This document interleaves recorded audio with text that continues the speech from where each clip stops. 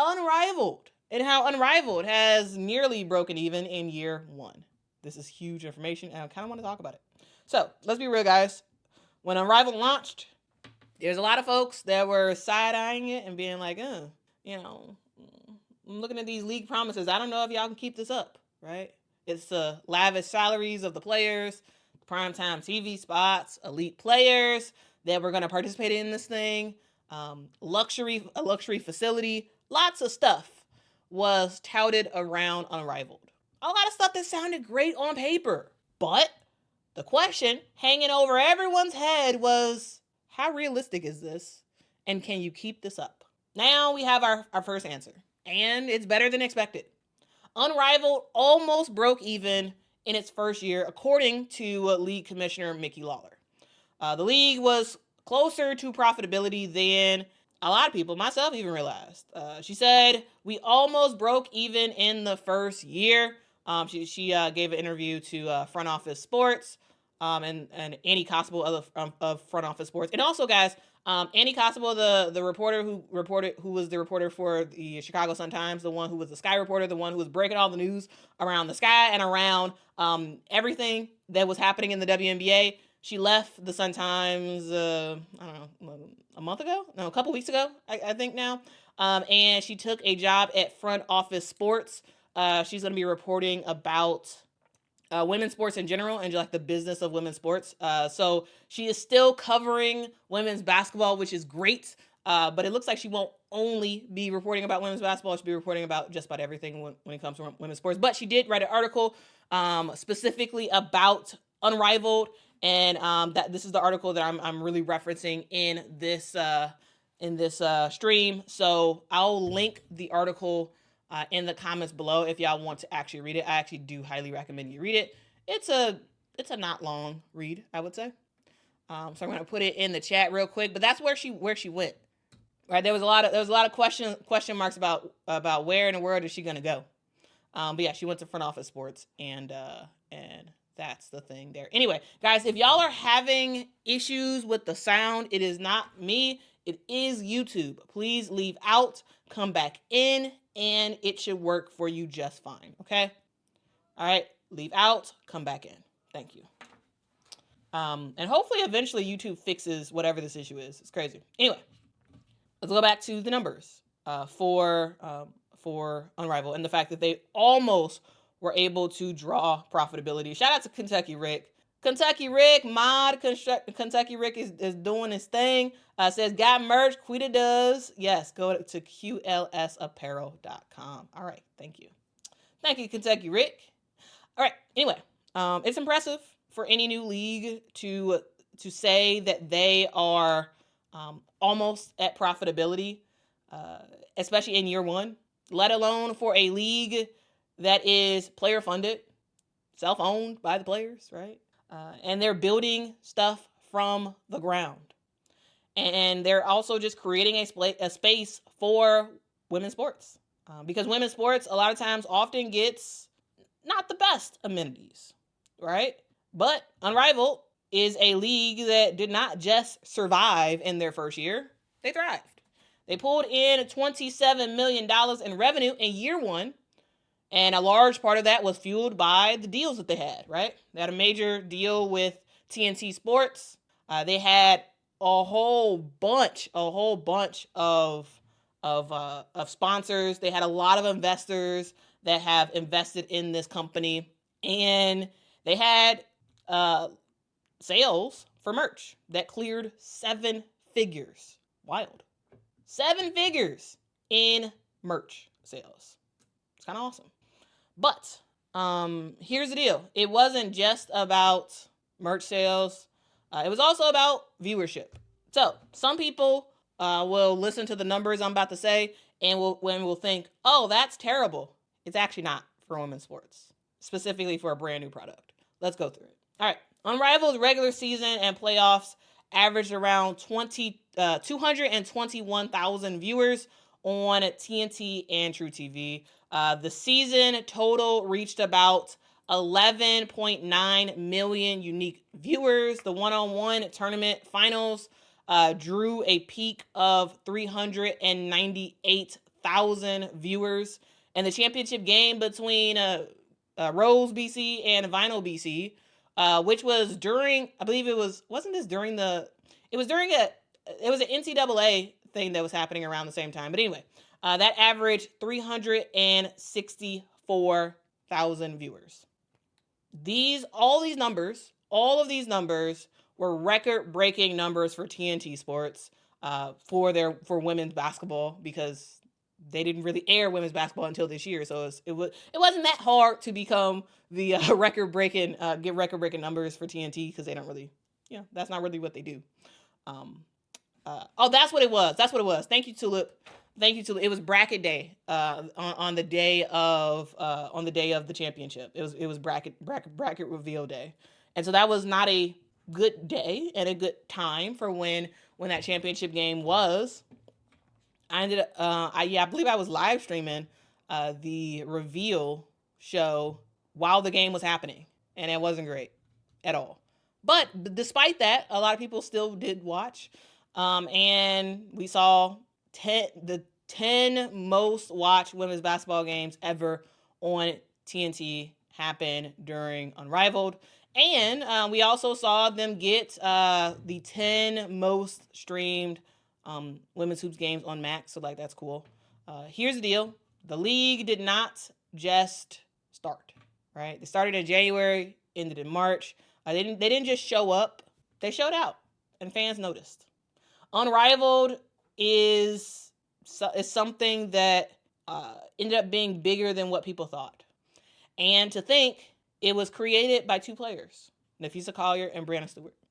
They came together with a vision, and we'll ultimately see how this thing continues to go. But there was a lot of people who were like, no, this is going to fail, this is going to be terrible, yada yada. But it turns out no, actually. Now, are these did they get numbers that specifically rivaled the NCAA and or the WNBA? No, not really.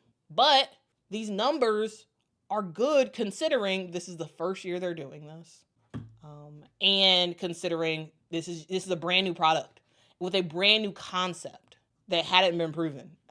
Watching full court 3-on-3 basketball, very different, very, very different. And the league generated a lot of views on the internet as well. 589 million social media impressions. They had over 730,000 followers across all platforms. Players who are in the league saw almost 1 million new followers collectively on social. And Unrivaled did a really good job with social. They had a lot of mic'd up moments, a lot of moments where you were able to see the behind the scenes of what was happening with the various teams, a lot of fun moments, family friendly moments with their kids and whatnot. And off the screen, off the internet, every single game in person at Wayfair Arena was sold out. We saw ticket sales blow past 7 figures, and there were fans who came from 44 states and 13 countries. Myself was included. I came to a game. Unrivaled was not just about engagement on social. It was about community in the building. I went to Unrivaled. I was able to witness what it had to offer. I did a stream about it. It was pretty cool to just sort of see the things that they had for fans to do before the games, like the various activations. And then when you went in the arena, it was really, really, really good to see. All right. Now, is this the end all be all? No. It was a good start. The league put its money where its mouth is. They gave $8.65 million in total player compensation. That included player salaries, tournament prizes, championship bonuses, and equity. The average salary was $200,000, and every player had injury insurance that covered their WNBA play if they got hurt. Because there was a lot of injuries, a lot of injuries in Unrivaled, and it was good to know that they did have insurance for these players. Because if you get a season-ending injury in Unrivaled, now you get your salary paid for the WNBA. That's good. That's really good player first infrastructure. Now, was everything perfect? No, it absolutely wasn't. Everything was not perfect for the first year of Unrivaled. Could more things have gone off the rails? Sure. But I like that Unrivaled was sort of learning and growing in real time. And they showed that it was a clear appetite. There's this clear appetite for a different form of women's hoops. Year 2 is already in motion. They're possibly going to be in more cities, expanded seating, more merch, potentially more star power. The league is trying to target top talent. And there's some players that did not play last season that they want to play this upcoming season for season 2. Meaning primarily Caitlin Clark, Asia Wilson. They eventually gonna look to try to get them in this league. This was a very solid year for Unrivaled. Now, am I saying this was the greatest thing ever? No, it wasn't. Absolutely. Could the numbers, the viewership numbers have been better? Absolutely, sure. But this was a great start, and this was way better than what I expected, guys. This was overall. Unrivaled is not just a flash in the pan startup. They are a bold, business savvy enterprise that is looking to shake things up permanently, not just temporarily. And that's something I think is pretty cool. I think that is pretty cool. And I wanted to kind of talk about it and just sort of like hear you all's thoughts. Did you all watch Unrivaled this past season? What you all overall think about it? Let me know your thoughts. Because yeah, I thought this year was a really good year. And honestly, guys, I cannot wait until next year. I can't wait. I think next year is going to be awesome. It is going to be really awesome to see what's going to happen. It's going to be really interesting to see because there's so much talent when it comes to women's basketball. So much talent out there. There's so many people who are doing their thing in the WNBA and in college basketball. And I can't wait to see them play in this format. I think it's going to be a very fun format to see for the future, really. For the future. And yeah, let me see what y'all got to say in the comments below. Again, thank y'all so much for rocking with me. I make content all about women's basketball. So if y'all want to support the channel, please make sure to support. I am on the road to 50,000 subscribers. So yeah, please consider rocking with me. Please consider rocking with me. All right, let's get to y'all comments. Road 2 says, I enjoyed Unrivaled, impressed with hard work done behind the scenes. Yeah, they were working. They really were was working for sure. Thank DW says, I absolutely loved Unrivaled. The W can learn a lot from them. Yeah, I agree with that. This was a good year for women's basketball overall. And I think it's kind of cool just to see what has happened with Unrivaled. Let's see. Jay says they have to switch to 5-on-5 to look more serious. To be honest with you, I was very worried about the 3-on-3. And I actually think it worked out fine.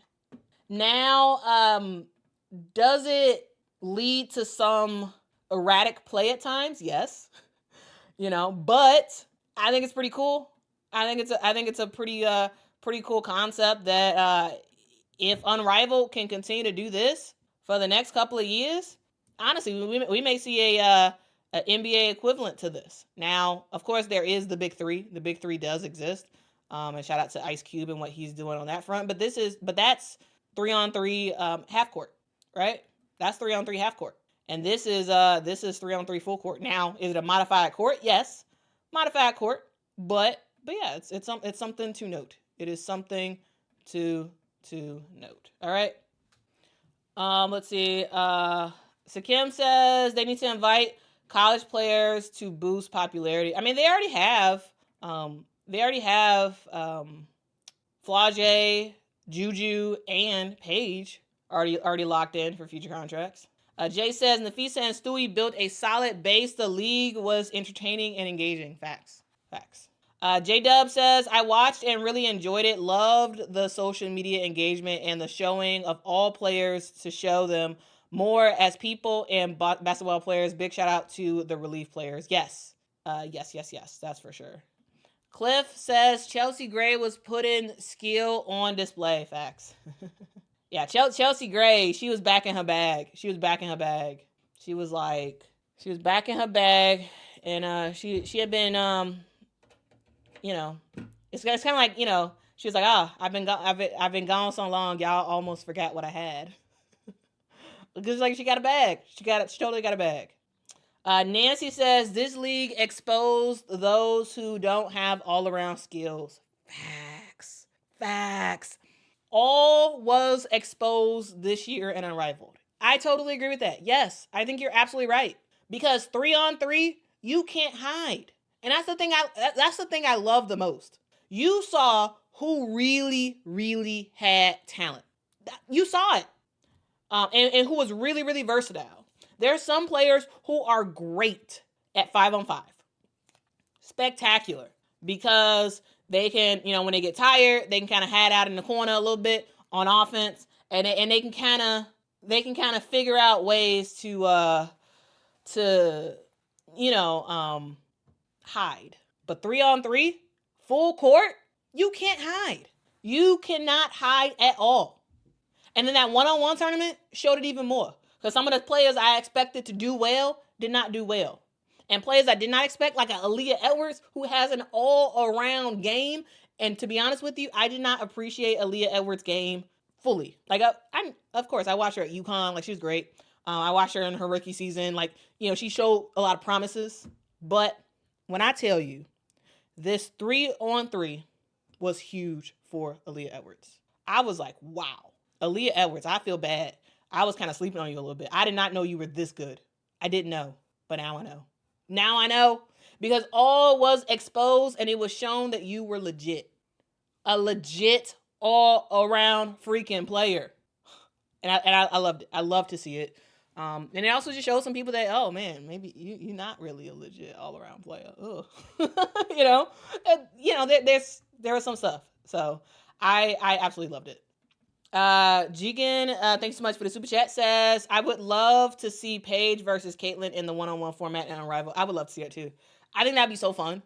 If that happened, I guarantee you, it'd be probably 1 million people that would watch that game. It'd probably be 1 million people that would watch. Like, that would be huge. Huge. Faye says people were sleeping on her. Aaliyah Edwards, yeah. And I knew Aaliyah was good. Like that, I didn't think she was a bad player. I thought she was a good player. I did not know she was that good. I didn't know.